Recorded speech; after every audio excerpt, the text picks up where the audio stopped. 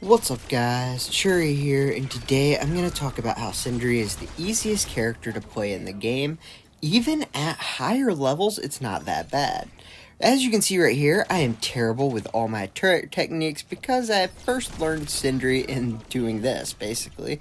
And I'll show you in a little bit later in the video how you can play it at higher ranks where you're jumping and doing hard things. But for this, the best thing you can watch is me not doing good because it's meant for lower levels as well. And you can see without crazy technique and my skill, it's easy to still do.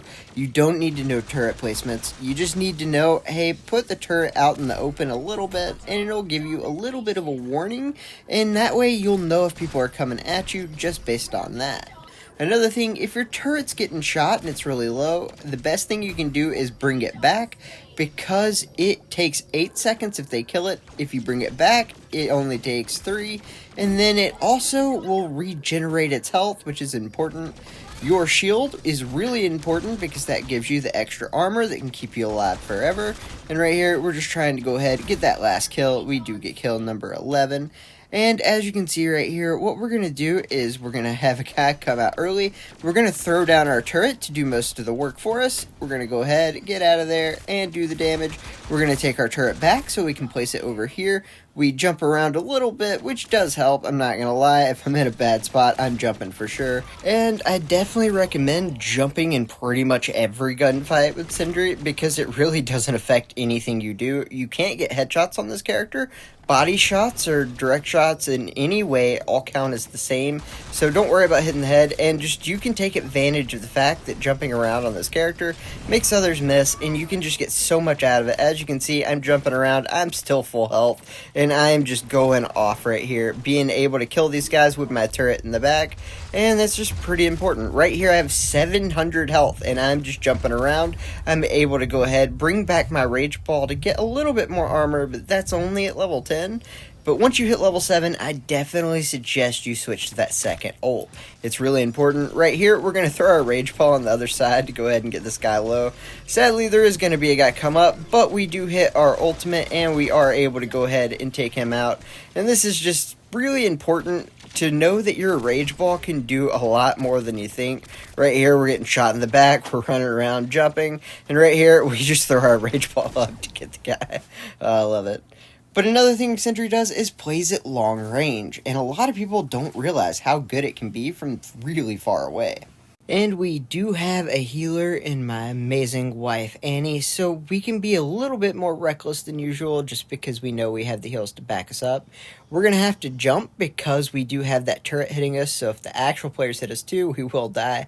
But we get that taken care of, and now you can see you can just stand still and just don't really try that hard.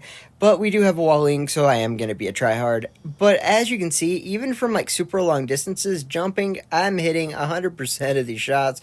It's not hard at all, and it's something you might want to learn to do, especially with Sindri. It's going to help you so much, and the main point is that there is no headshots with this character. So jumping is good even at very long distances, so it's something you definitely want to get used to.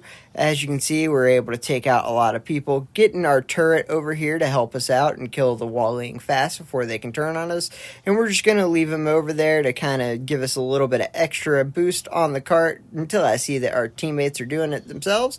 So I'm going to drop my rage ball to help us out. We do have this guy with his supercharged Sindri, so we got to be careful for that. And then we get him, and Annie goes ahead and kills the walling. Right here, we're going to go ahead and have our ult up. Everybody's going to get a little piece of it, but we all take a ton of damage, and we just have to use it immediately. Annie gets just swarmed by 2 guys and the ult from the 0 Kelvin, so I do have to play this one a little careful and alone. Right here, I am going to go around to the side of the cart and then drop my turret. That way I get the most benefit from it right there, and it's going to be the same thing right here when he comes around. I'm going to go ahead, have the turret come out first, and the reason for that is it gives them a target to go on, so they have to mentally and also with aim assist switch. Right here, we're going to lay our turret in the middle to make that Sindri have to come out in the open, because if he goes anywhere else, he's going to die to the turret after taking some damage. So a lot of this turret placement is going to be really important, and it's something that's pretty easy to kind of figure out after a while.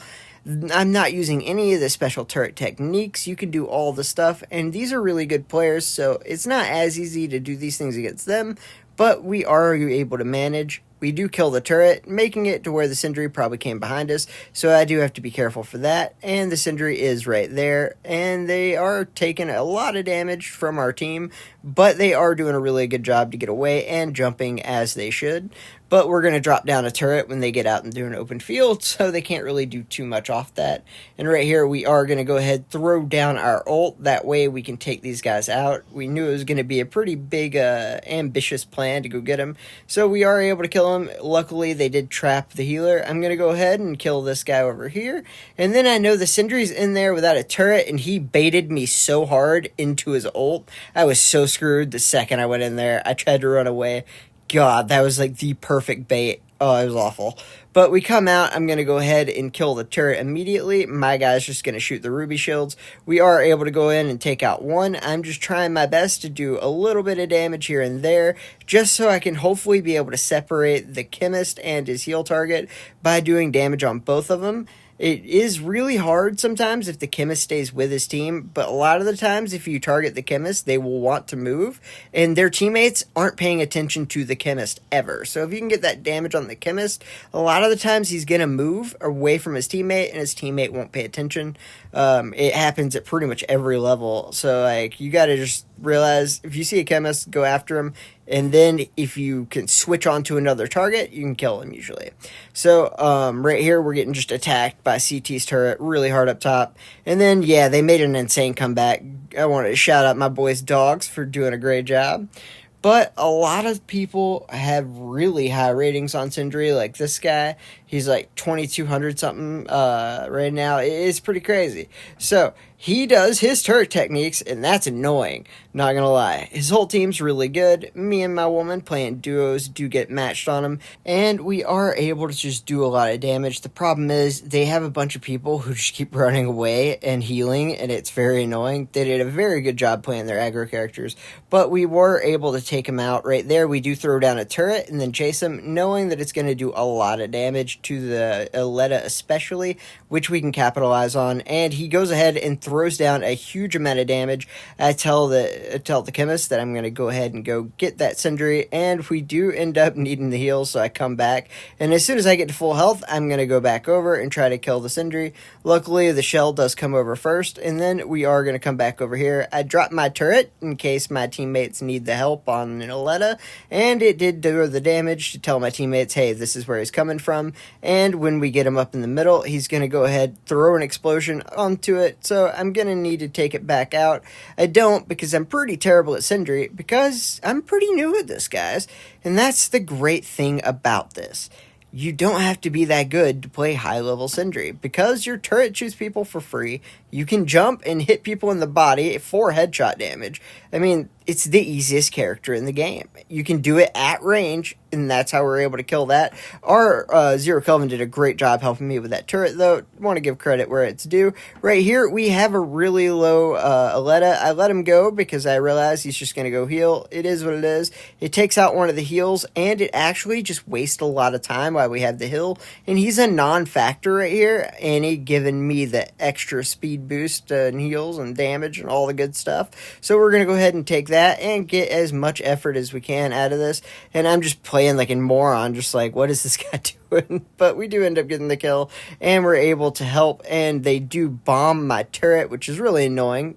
Going to take 8 seconds to get back. I got to get better at taking my turret back whenever I see that kind of stuff happening. But like I said, you don't have to be that good to figure this stuff out. It's pretty easy to play this hero, and we're able to do a lot with it. I noticed my teammates are kind of screwed, and I don't want to abandon my guy completely, so I'm going to leave my turret up there, and I'm just going to try to be annoying, try to get some cooldowns if I can, waiting for my teammates to respawn, and we're just basically sitting back out here. I'm going to throw down my ult so me and my healer can live until my next guy comes up. And when we have everyone, I'm just going to come up. I'm immediately going to go for that turret so my teammates don't have to worry about it. I'm going to get mine back down, and I do die to a bomb right here. I see him immediately. We're going to go ahead and throw our turret down and bring it right back up so we can throw it as soon as possible. And we are in a lot of trouble right here. Luckily, Annie just healed like the GOAT, bro. It was nuts how much damage she healed through. Luckily, the Letta is only on one leg, and there's just no one trying to get the hill. And what are they really supposed to do realistically? We are able to get the kill and win the game. And I do go 5-1, which is absolutely absurd. They had 280k damage and only 2 kills between them, and that's because Annie healed through everything. It was absolutely crazy. And right here, same deal. We are having a little bit of a harder match, and we're just trying to run around and do what we can. Because our teammate died, it is a really rough situation. You gotta just play back and wait for them. That's what we did. As soon as our chemist comes back, they give us superpowers, and I'm gonna go out and then just take out the long-range hunter without the superpowers, because that's what this character really can do. I'm gonna go ahead, throw down my defense shield, and I'm gonna just keep running over it to make sure that I have that armor, and I tell the chemist, hey, I'm good to go.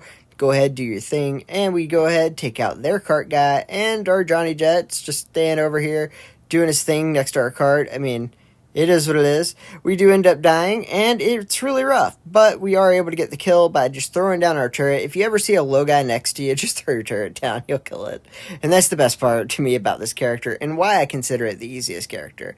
It's just being able to jump around and hit body shots that count as headshots, being able to have an ult that makes you live forever, and your teammates can also use it. That's really good benefit for the teammates too, so it's good in a team situation.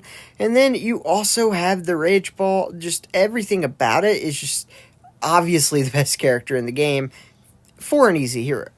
It is not the best character in the game, but if you want to play an easy hero and you want to do well fast, I mean, Sindri's not a bad way to go. There are a lot of maps it's weak on, including the control we really played, but there's a lot of things you can learn to make it really good, and there's levels to everything, and you can really just up your game with tech spots for your turret, knowing where to place them up in the air, and just different good spots on each different map, and a lot of that is really hard to do, and I don't know most of them, because it's like I said, it's the easiest character in the game.